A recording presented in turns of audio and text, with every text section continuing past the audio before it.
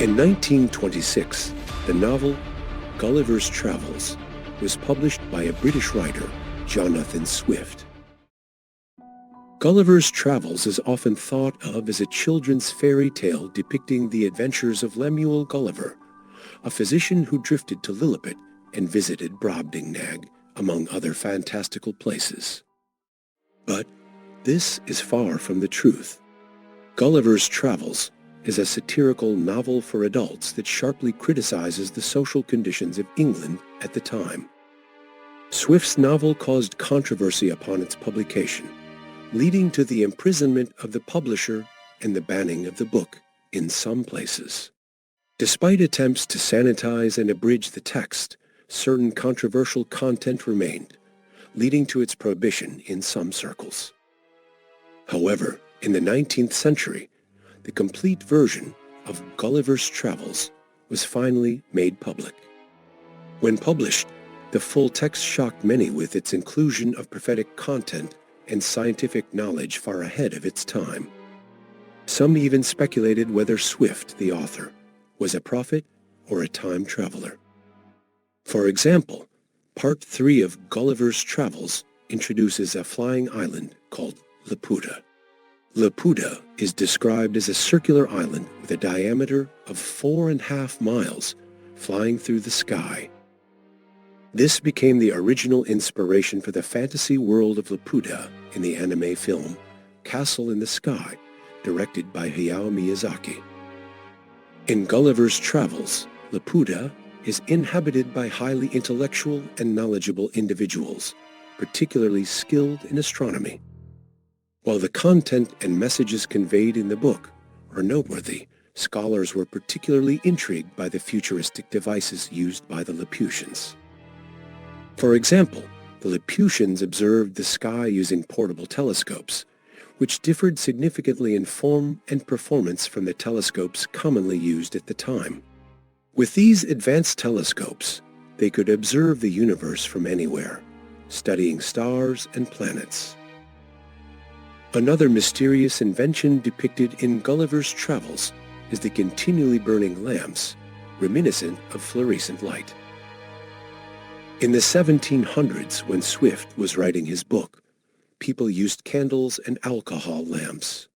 The concept of fluorescent light was first proposed in a prototype by Edmund Germer in 1927 and later invented by George Inman of General Electric in 1938. Considering that Swift wrote Gulliver's Travels in the 18th century when candles or alcohol lamps were commonly used for illumination, the depiction of perpetual lamps in Laputa suggests a futuristic and advanced society. Also, the floating island of Laputa, where they lived, looked more like a moving, controllable machine than just a magical land in the sky.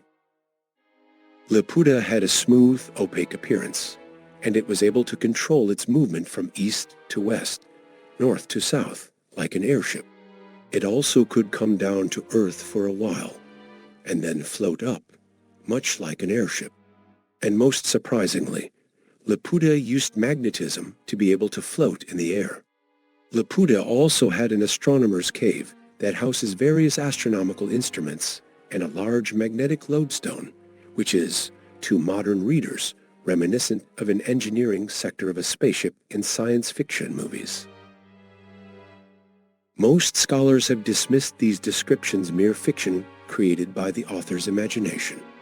But mystics and some theorists have questioned the source of Swift's knowledge of the many devices that eventually made available hundreds of years later.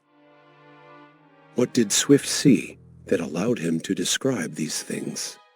Were the future devices in Gulliver's Travels just the products of great imagination?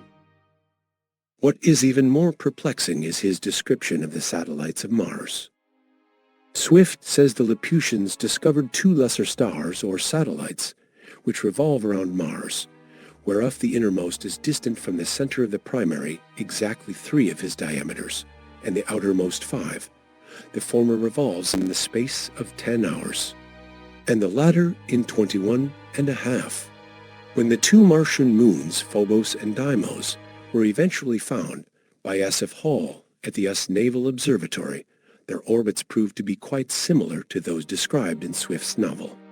Phobos is actually 6,000 kilometers from the surface of Mars and revolves around Mars in 7.7 hours, whereas Swift gave the values 13,600 kilometers and 10 hours, respectively.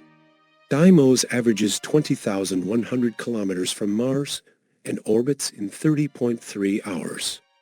Swift gives 27,200 kilometers and 21.5 hours, respectively. Some scholars say that people have speculated that Mars could have satellites, much like Earth has its moon. Nevertheless, the satellites described in Gulliver's Travels are strikingly similar in many aspects to the actual satellites of Mars.